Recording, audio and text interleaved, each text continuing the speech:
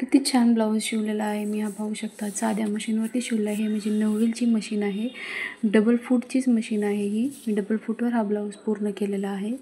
कसा झाला आहे काय नाही मला नक्की कमेंट्स करून सांगा. बघा काठ पण किती छान झाला आहे, मणी एक पण तुटला नाही किंवा सुई पण माझी तुटलेली नाही आहे. ही स्लीव्स डिझाईन पाहू शकता तुम्ही. आजचा व्हिडिओ कसा आहे काय नाही मी पुढे दाखवेन तुम्हाला कसा शिवला. किती छान झालेला आहे पहा. हाय हॅलो नमस्कार, तुमचं माझ्या नवीन व्हिडिओमध्ये स्वागत आहे. सर्वप्रथम सर्वांना श्री स्वामी समर्थ.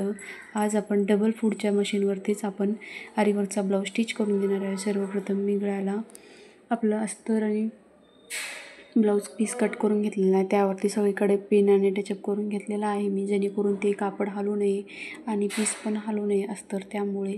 आणि मी हळूहळू सर्वीकडून शिलाई देऊन घेत आहे. एकदम हळू द्यायचे आहे. अशा प्रकारे सगळीकडे मी शिलाई देऊन घेतलेली आहे. आणि त्यानंतर गळा कट करून घेऊन त्याच्या साईडने थोडे शॉर्ट कट देऊन घेतलेले आहे. आणि परत गळा आपण आतमध्ये फोल्ड करून घेतलेला आहे. ह्या ठिकाणी मी एवढंच केलेलं आहे की फक्त गळा पलटी करून घेतल्यानंतर तिथे दाबटीप नाही दिलेली आहे. कारण दाबटीप देण्यासाठी डबल फूटवरती दाबटीप देता येत नाही, कारण ते मणी असतात ना, त्यामुळे ते डबल फूट त्याच्यावरती जाऊन बसेल. त्यामुळे मी दाबटीप नाही देऊन घेतलेलं आहे.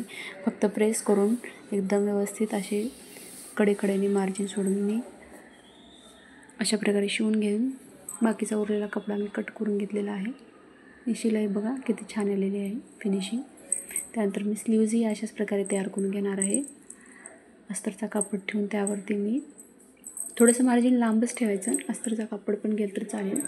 त्यामुळे अशा प्रकारे मी दाबटीप देऊन घेणार. अस्तर आणि ब्लाऊज पीस जोडून घेणार आहे. तुम्ही बघू शकता ना, डबल फूटचीच मशीन आहे ही. मी डबल फूटवरच देऊन घेतलेलं आहे. परत एकदा मी अजून एकदा शिलाई देऊन घेईन, कारण आपल्याला दाबटीप देता येत नाही ना, त्यामुळे मी अशा प्रकारे परत एकदा हे करून देऊन घेतलेली आहे शिलाई. मी तर थोडी चेन स्टिच खाली अजून एक घेतली होती, त्यामुळे ही बाही खूप मोठी झालेली आहे. मला थोडी नंतर आवडली नाही, त्यामुळे मी परत एकदा ही बाही छोटी करून घेतलेली आहे. अशा प्रकारे मी कडेने पण माप टाकून घेणार आहे.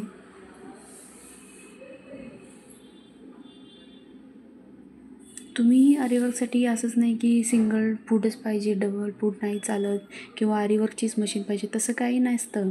आपल्या साध्या मशीनवरतीही आपण आरीवर्क करू शकतो. मी बघू शकता किती छान शिवून झालेला हा रेडी. अशा प्रकारे मी तयार करून घेतलेला ब्लाऊज आहे.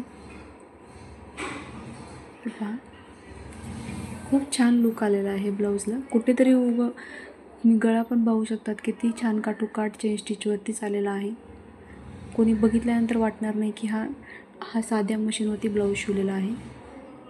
खरंच हा साध्या मशीनवरती शिवलेला ब्लाऊज आहे. तुम्हाला कसा वाटला काय नाही मला नक्की कमेंट करून सांगा. असेच नवीन व्हिडिओ पाहण्यासाठी माझ्या चॅनलला सबस्क्राईब करा, लाईक करा, कमेंट करत चला, जेणेकरून मला नवीन व्हिडिओ बनवण्याची प्रेरणा भेटत जाईल, प्रोत्साहन भेटेल. तुमच्या कमेंटमुळं मला प्रोत्साहन येईल आणि नवीन व्हिडिओ करण्याची ताकदही भेटेल. चला भेटूयात नेक्स्ट व्हिडिओमध्ये. चलो बाय बाय.